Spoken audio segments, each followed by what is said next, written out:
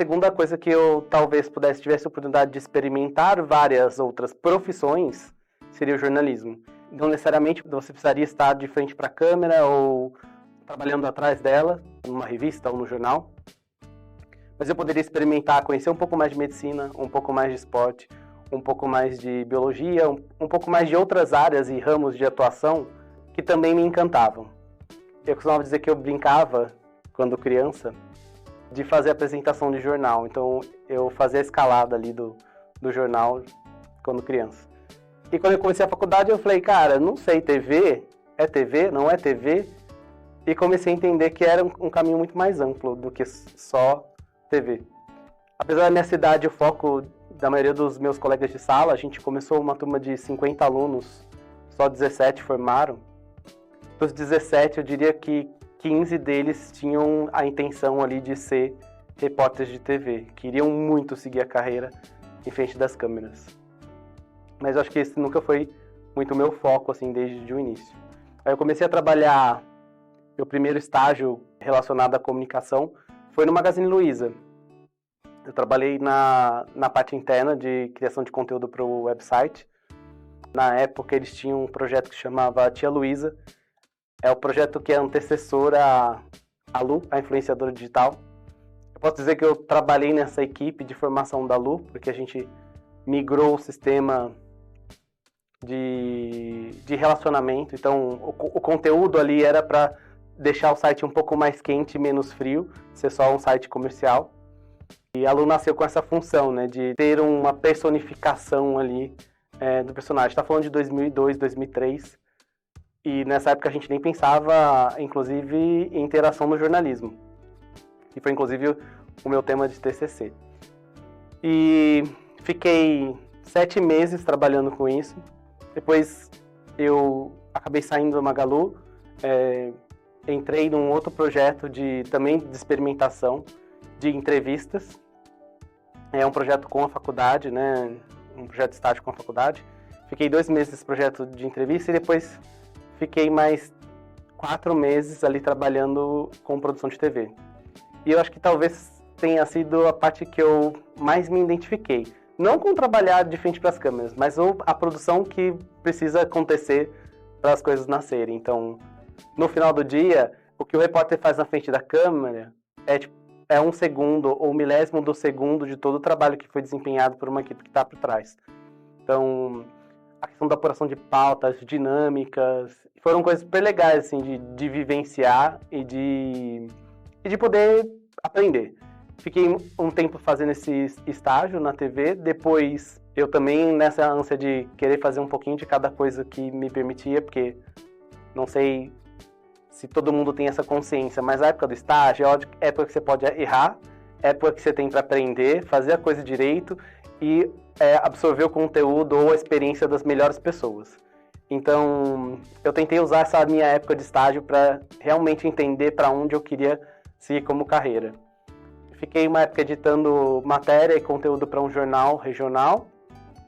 Depois entrei numa revista, trabalhei até com diagramação, né, de conteúdo, que também é outra possibilidade para quem é jornalista. A arquitetura de informação é uma coisa importante hoje em dia. E aí eu me formei, continuei trabalhando nessa revista, aí como repórter e conteudista, e falei, cara, não dá para ser um universo tão pequeno.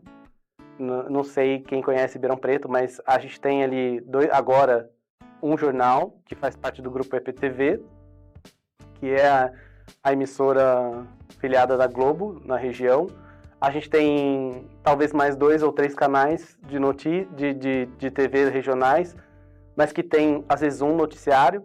Então as equipes são bem reduzidas, né? Então você não tem muita opção de trabalho disponível. Então você acaba tendo que sair e indo para outros mercados.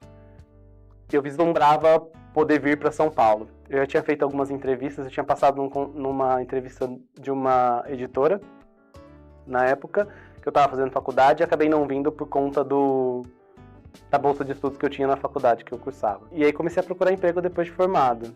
Eu diria que durou, sei lá, uns 6 meses. Eu fiz tudo quanto é tipo de entrevista que você possa imaginar aqui, e acabou dando certo uma de assessor de imprensa. E eu diria assim, de todas as possibilidades, eu acho que a que menos me encantava, ou que eu menos tinha percebido, era essa. Eu tinha feito, dentro da disciplina de assessoria durante a faculdade, um projeto piloto com uma escola de idiomas, de alemão. Então a gente tinha produzido alguns conteúdos, trabalhado um release, coisas simples, nada muito complexo. Eu acabei passando uma entrevista para trabalhar aqui na S2. A S2 hoje é a Weber Shandwick, uma grande agência multinacional, foi adquirida pelo grupo. E aí você vislumbra uma possibilidade, um caminho que você nunca tinha visto antes. E tudo que eu tinha visto na disciplina de assessoria de imprensa, a prática, era completamente diferente. Eu diria que até que você chega no momento em que você fala por que a faculdade, ou por que a universidade está tão descolada do que acontece na realidade. E aí me pergunto às vezes se a gente deveria ter na universidade professores que estão no mercado ou professores que são 100% acadêmicos.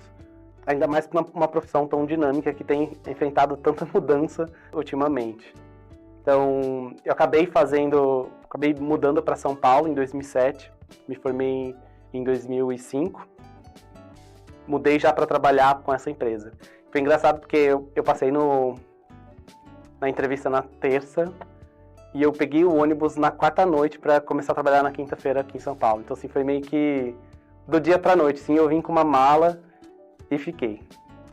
Eu fiquei um tempo na Weber, quase 5 anos. Passei por 2 fusões durante esse período. A empresa fez uma junção com uma outra assessoria na época e depois foi comprada pelo grupo da Weber Shandwick. Depois eu fui ser o cliente, tive a experiência de trabalhar na comunicação mesmo. Fiquei quase 7 meses na Cirela, na incorporadora.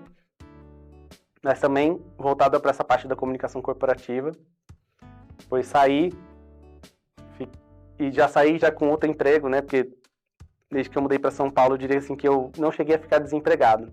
Então sempre troquei de emprego já com outra em vista. Fui para outra agência, fiquei mais tempo, 9 anos. Eu diria que foi assim, a S2 foi uma escola de assessoria. A RPMA depois foi para mim o que eu diria, pôr em prática aquilo que eu aprendi na escola. Porque eu fui ganhando responsabilidades e crescendo profissionalmente dentro da empresa de forma muito rápida, assim.